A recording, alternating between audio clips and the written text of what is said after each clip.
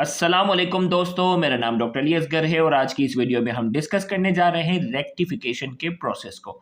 आज की इस वीडियो में हम रेक्टिफिकेशन के साथ-साथ रेक्टिफिकेशन की टाइप्स को भी आज की इस वीडियो में डिस्कस करने जा रहे हैं। तो आज के इस लेक्चर को शुरू करने से पहले आपसे एक मर्तबा रिक्वेस्ट करेंगे कि अगर आपने अब तक हमारे इस चैनल को सब्सक्राइब नहीं किया, जो कि सिंध बोर्ड टीचिंग के नाम से है, तो काइंडली आज ही आप हमारे इस चैनल को सब्सक्राइब करें और साथ ही साथ बेल आइकन को लाजमी क्लिक करें ताकि हमारी अपलोड करदा तमाम इंपॉर्टेंट वीडियोस की नोटिफिकेशन आपको रिसीव हो सके। तो आइए हम स्टार्ट करते हैं। सबसे पहले रेक्टिफिकेशन की definition. Rectification is the process of converting an alternating current AC waveform into a direct current DC waveform. अब देखिए भाई, अल्टरनेटिंग करंट हमारे पास क्या होता है, जिसमें half wave positive, half wave negative, half wave negative, half wave positive.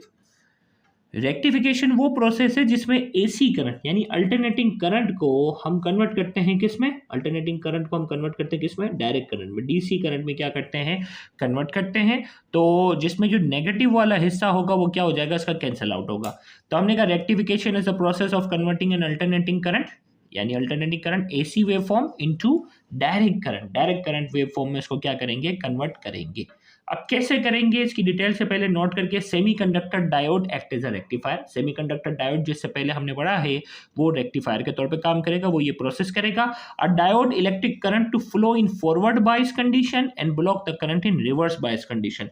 अब ये डायोड ये प्रोसेस किस मैकेनिज्म के तहत करता है, फॉरवर्ड बायस के नतीजे में करंट को गुजरने देगा, रिवर्स बायस के नतीजे में ये गुजरने नहीं देगा। अब कैसे नहीं देगा, आइए फिर हम इसकी डिटेल पे आते हैं। Types of rectification. Rectification is classified into two types according to output characteristics.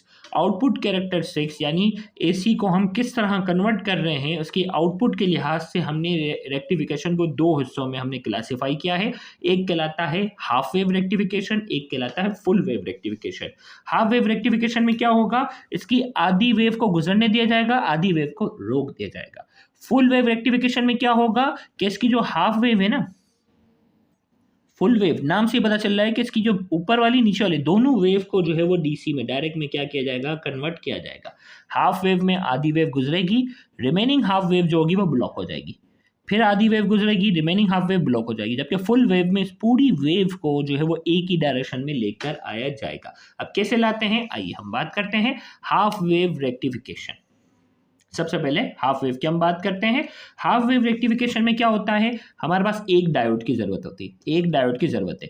अब during the half positive wave, half wave, अब देखो ये ट्रांसफार्मर बना हुआ है, ये डायोड है, ये पीएन जंक्शन है, ये इसका पी है और ये क्या है, एन टाइप है।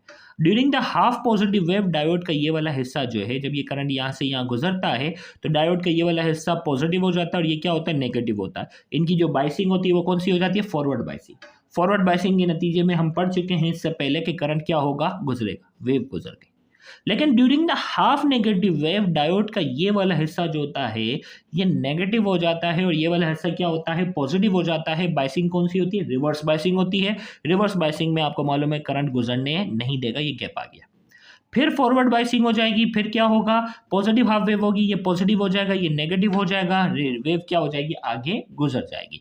तो इस तरह क्या हुआ, आधी वेव को हमने रेक्टिफाई किया है, नेगेटिव वाली वेव को हमने क्या कर दिया है, यहाँ कैंसल आउट किया है।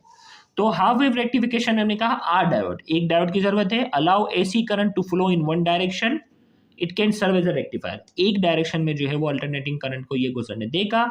AC source applies a voltage across the diode alternatively positive and negative.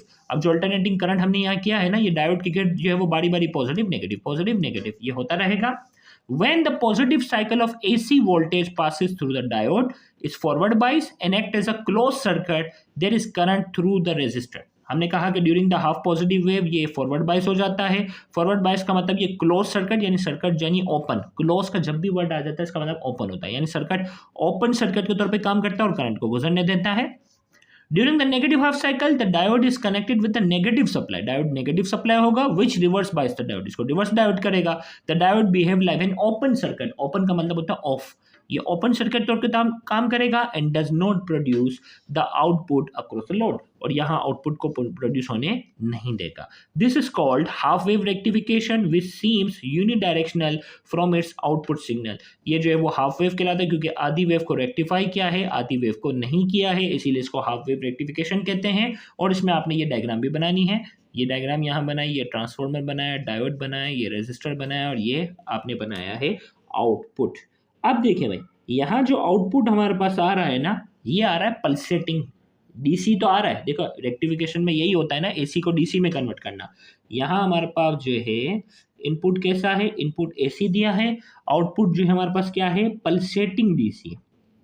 क्या है, पल्सेटिंग का मतलब रुक के, आधी वेव आ रही, आधी वेव नहीं आ रही, आधी वेव आ रही, आधी वेव नहीं है। तो हाफ वेव रेक्टिफिकेशन के नतीजे में जो डीसी आउटपुट हमें जो मिलता है वो कौन सा होता है, पल्सेटिंग डीसी आउटपुट हमें मिलता है। अब अगर हाफ वेव अगर समझ में आ गया है तो फुल वेव आपके लिए बहुत ज़्यादा आसान हो गया। फुल वेव रेक्टिफिकेशन हमारे लिए बहुत ज़्यादा आसान हो गया। आइए हम फुल वेव की बात करते हैं, लेकिन इससे पहले हाफ वेव रेक्टिफिकेशन का प्रोसेस कहाँ कहाँ यूज़ होता है।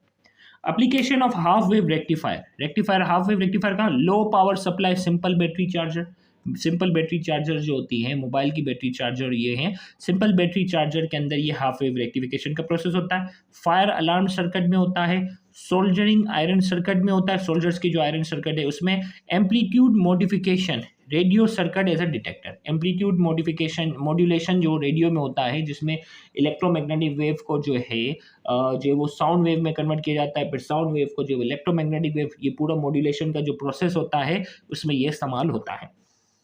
अब फुल वेव के अंदर जो है वो दो डायोड की जरूरत होती है। During the half positive wave ये वाला डायोड जो होता है वो डायोड 1 फॉरवर्ड बायस हो जाता है, लिहाजा करंट जो है वो गुजर जाता है।